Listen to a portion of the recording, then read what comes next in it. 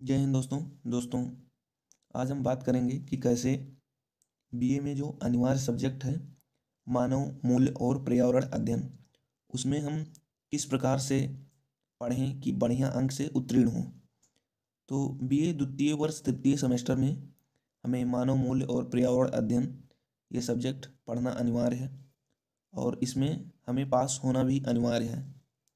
तो आइए देखते हैं। तो यह दोस्तों हमारा यह वीडियो बनाने का जो उद्देश्य है ये है कि जैसे जो बच्चे बाहर कहीं रह रहे हैं तो उनको इस वीडियो को देखने से बहुत ज़्यादा हेल्प मिलेगा और परीक्षा में वो अच्छे से अच्छा प्रदर्शन करेंगे और अच्छे से अच्छे अंक के साथ उत्तीर्ण होंगे। तो सबसे पहले हम मानव मूल्य और पर्यावरण अध्ययन ये जो सब्जेक्ट है इसका पूरा जो कोर्स है किस प्रकार से पढ़ना है उस कोर्स के बारे में हम जानेंगे। उसके बाद हम MCQ यानी मल्टीपल चॉइस क्वेश्चन बहुविकल्पीय क्वेश्चन कराएंगे। तो आइए चलिए देखते हैं।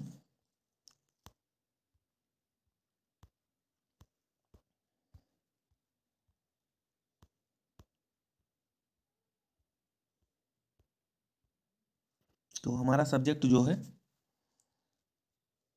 मतलब सब्जेक्ट नहीं जो सॉरी हमारा जो सिलेबस है सब्जेक्ट तो ये है मानव मूल्य और पर्यावरण अध्ययन और हमारा इसमें जो सिलेबस है सिलेबस हम देखेंगे तो ये यूनिट 1 है।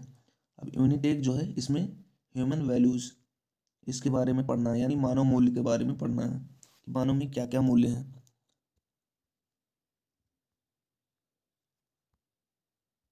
तो मानव मूल्य में हमको परिचय यानी इंट्रोडक्शन, उसके बाद मूल्य क्या है, लक्षण, प्रकार, फिर विकासशील मूल्य, भारतीय संगठन में प्रणाली, व्यवसाय प्रबंधन में मूल्य, मूल्य आधारित वैल्यू यानी वैल्यू एडेड टैक्स, प्रबंधन में संगठन, ट्रांस सांस्कृतिक मानवीय मूल्य।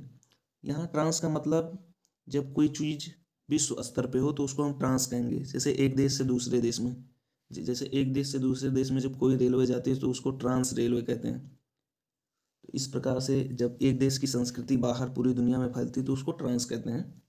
तो ट्रांस इसीलिए यहाँ लिखा गया है। फिर स्वामी विवेकानंद जी के बारे में, चरित्र निर्माण का दर्शन क्या है उसके बारे में, गांधी की 7 जो पापों की अवधारणा उसके बारे में, और APJ अब्दुल कलाम और माता पिता और शिक्षकों की भूमिका इसके बारे में। तो यूनिट 1 में ये सब है। और उसके बाद मानव मूल्य और वर्तमान व्यवहार, इसमें मुद्दे हैं भ्रष्टाचार और रिश्वत है, गोपनीयता है, वेब और सोशल मीडिया में नीति, साइबर खतरे, ऑनलाइन शॉपिंग आदि।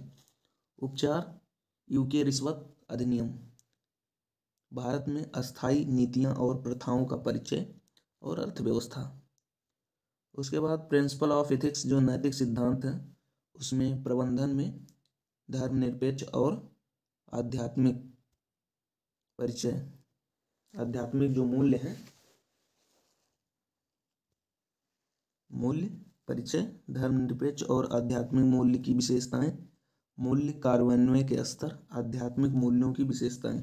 उसके बाद है कारपोरेट सोशल रिस्पॉन्सिबिलिटी, तो कारपोरेट सामाजिक दायित्व उसमें जो है उसमें CSR की प्रकृति, स्तर, चरण और मॉडल, निगम से संबंधित शासन प्रणाली, CSR और modern business tycoon, Ratan Tata, Azim Premji और बिल गेट्स, इन सब के बारे में थोड़ा थोड़ा करके पढ़ना है। उसके बाद हमारा यूनिट 2 आता है।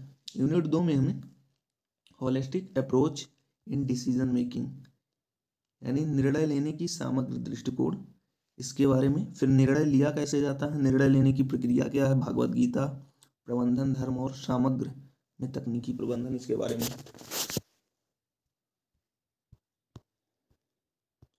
फिर उसके बाद हमारा है दुविधाओं के समय, दुविधाओं के समय,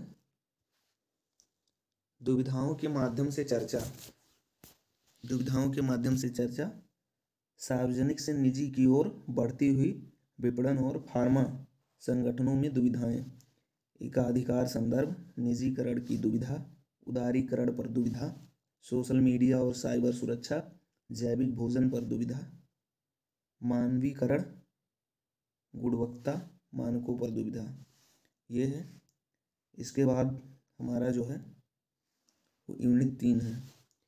यूनिट 3 में या 3 में इकोसिस्टम के बारे में, यानी पारिस्थितिकी तंत्र।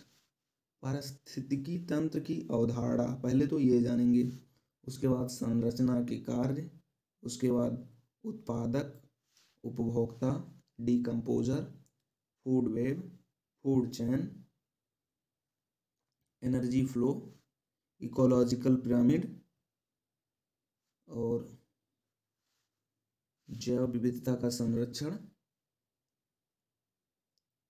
और जो है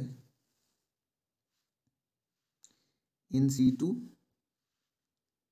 और एक्स सीटू, जैव विविधता का संरक्षण, प्रदूषण नियंत्रण में व्यक्ति की भूमिका, मानव जनसंख्या और पर्यावरण, सतत विकास, भारत और संयुक्त राष्ट्र सतत विकास लक्ष्य, तो ये सब है। उसके बाद यूनिट 4 है।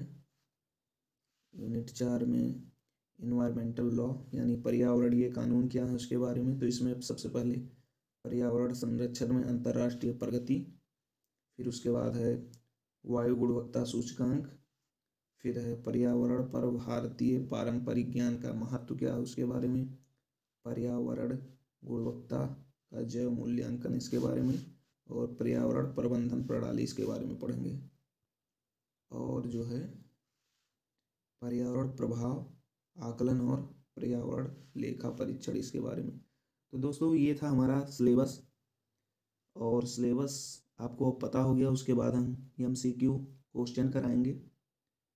धन्यवाद।